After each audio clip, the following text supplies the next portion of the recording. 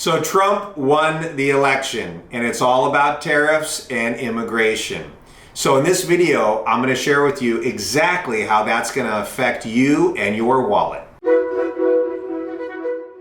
I'm Matthew Copley, President and CEO of Copley Financial Group, and I want to help you maximize your income and minimize your taxes. So let's talk about tariffs. Trump won the election.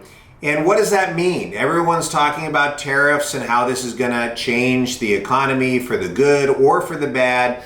And so let's talk about what tariffs are and what the impact of tariffs are on the economy and you.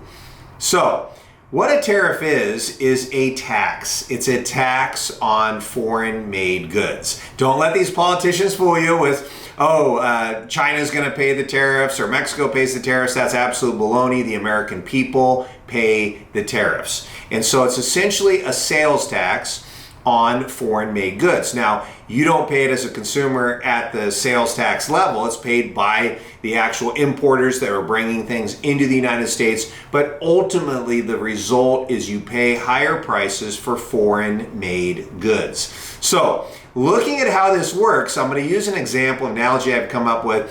Let's say that you have a bucket that's made in China at Home Depot, and that bucket costs $5. Well, the problem is the U.S. companies, if they were to make buckets, they would have to charge $7 in order to be profitable. So essentially, at a $5 bucket, U.S. companies cannot be profitable at $5. They're just going to go out of business. And so that's what's happened. There's no buckets being manufactured in the United States because no company can make a profit selling $5 buckets. So if the president increases the tariff, let's say he's talking about 100% on Chinese made goods, $5 buckets become $10 buckets. That's a 100% tariff. Well, now all of a sudden, the U.S. company at $7 can now be profitable. They're going to make a profit. They're going to be able to sell buckets for $7. And now we've created jobs in the United States. Now you have a job with someone that's making buckets. And so now everything's great. We have a stronger economy. But wait a minute. Here's how it works. So yes, now we have a potential stronger economy. We have jobs here in the U.S. because we're making $7 buckets. Well, now some people might say, well, wait a minute, Matt. These American companies are going to get lazy, and now they're going to raise the price of buckets to $9 because, hey, the Chinese are at $10. They're going to make lots and lots of profits. Well, that's someone who does not have a basic understanding of economics because there's no limit on the number of bucket manufacturers in the United States. So if someone comes out with a bucket at $9 because the Chinese bucket is $10, well, another company will come out and make an $8 bucket and then a $7. And eventually the price goes down to whatever the price needs to be for the company to be profitable and still sell buckets at the cheapest price possible. That's how capitalism works. And so very simple, they're going to sell $7 buckets in a very short period of time. Now, the problem is with this whole thing is, yes, we've created jobs in the U.S., everything's strong, we got a better manufacturing base, but we're all paying $7 for buckets, right? We were paying $5 for buckets previously, and now we're paying $7 for the bucket. And so you got to understand that tariffs in the short run are very inflationary. They're going to cause prices of foreign-made goods to go up. Those have to be replaced with U.S.-made buckets that are going to cost more.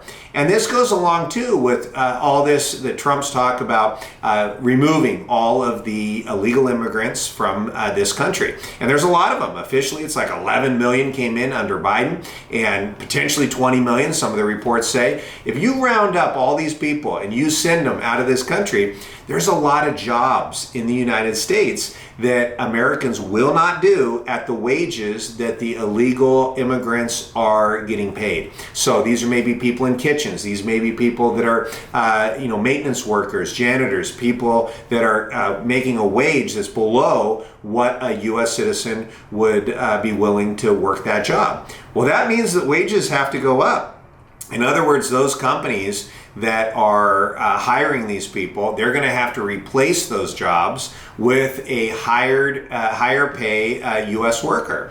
And so because they're paying higher wages, now you might say that's good. Now the American workers are getting more wages. Everything's great, the economy. But wait a minute. Now all of a sudden those companies have to pass those higher wages on in their products. And so it's just an expense. It's an expense for that company. So you're going to raise the price of their products to offset the higher cost of labor. So this is no different. The tariffs are a higher cost. The labor is a higher cost. So in the long run, some of these policies may be beneficial to U.S. workers and U.S. jobs. We may be able to have a stronger manufacturing base. So this is a long-term, potentially positive thing for the U.S. And this goes back to the original Hamiltonian plan, American plan, where you have, protect U.S. jobs, the higher paid manufacturing jobs, build the economy, grow it, have high tariffs on foreign-made goods. And this is how the U.S. actually built a pretty strong economy.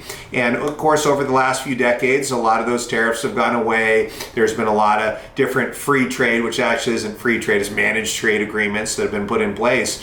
But ultimately, when you start putting these tariffs on in the short term, there is going to be a lot of pain. And so we have to be prepared for that on the investments and on the economic data that we see as a result of this.